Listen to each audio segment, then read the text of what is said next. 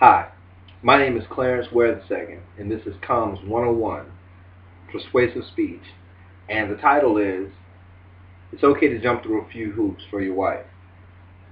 What I mean by that is, not so much just literally finding a hula hoop and jumping through it or anything like that, but I mean as a married man of over 5 years, I'm going to say over 5 years, I'm not going to tell exactly how long, uh, but I will say that I am a minister and I have ministered to married couples, and I have given some marriage counseling to uh, married people and married men especially. And I'd also like to say that I am married to a missionary, and what we like to call a preacher's wife. And what a preacher's wife is somebody who has the position of taking care of a preacher almost as though he's a baby. That's a joke. That's not real. But they would feel that way. They feel like they already jumped through hoops for us. So as men, we need to take it upon ourselves to jump through hoops for our wives.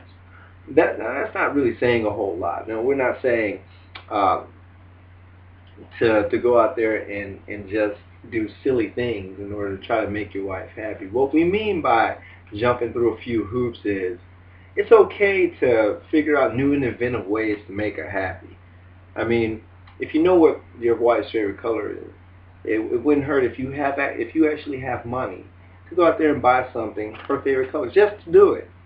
No real reason. You don't have to try to find out what size clothes she wears, something like that, because that could be embarrassing. Honey, what size uh, dress do you wear? And turn out she was size 16. She's gonna be like, why?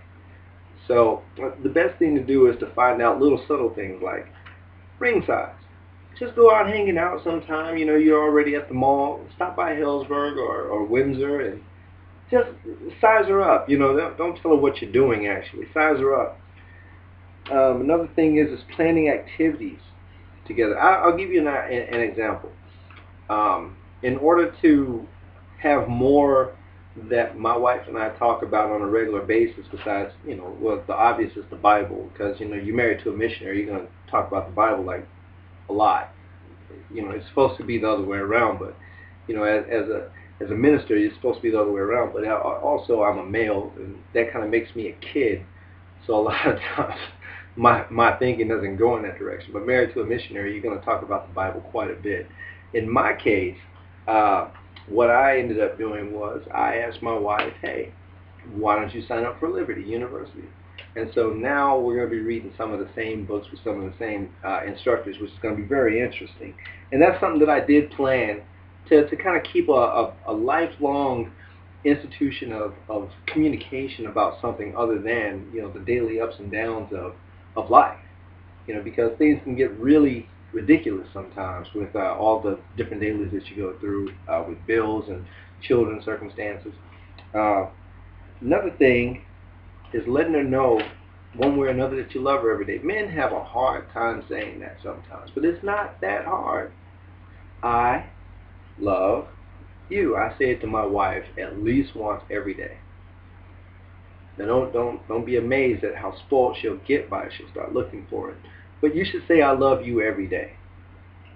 Now, all you have to do is just watch the news, and you'll see how in very many situations people are dying. They're dropping off left and right, by all kinds of different situations that just happen, like out of the blue. And you never know when that last day is going to be, anyway. So why not just go ahead and say I love you right now and get it out the way? And what I mean by not get it out the way in a bad way, but always say it. Always having that to say. It's important. It's important.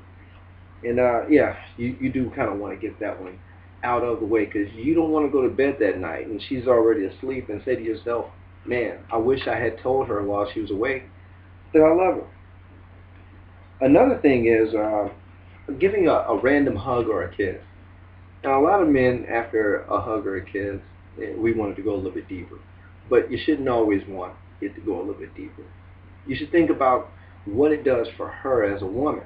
She feels more stable, more secure, more loved, and that's a big deal.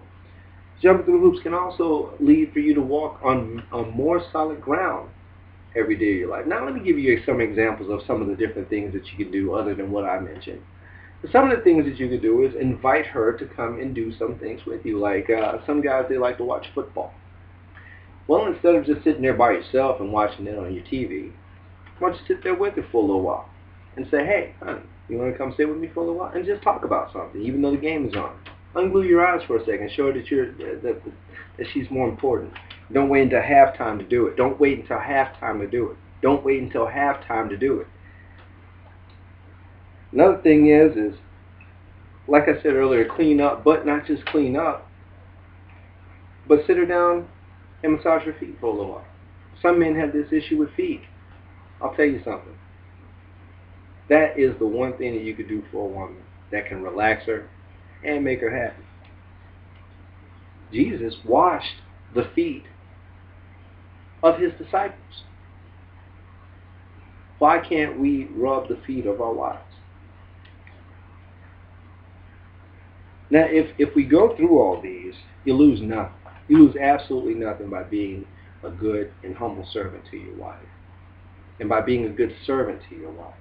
So jump through a few hoops. Start today. Start now.